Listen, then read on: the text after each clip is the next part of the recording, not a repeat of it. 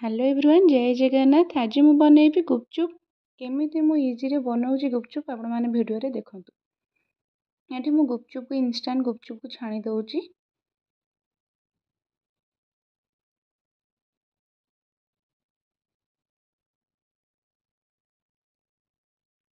ये मु गुपचुप छाणी नेली।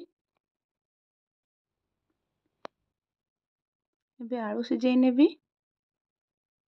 ये मु धोईकरी आलू सिझा बसई दउची।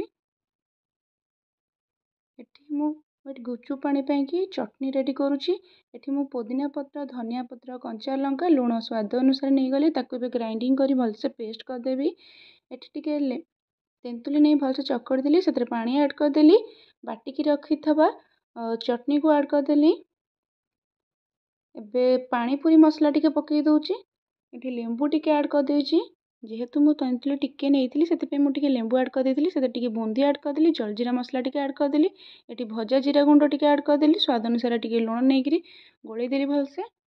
एबे मु आलू रेडी करिबी। एठी सिझी आइथिला आलू मु एठी स्वाद अनुसार लुण नेली, पियाज नेली, जीरा लंका गुंड नेली, जीरा गुंड नेली। एठी मु कंचा लंका क्रश कर रखिथिली ताकू ऐड कर देली।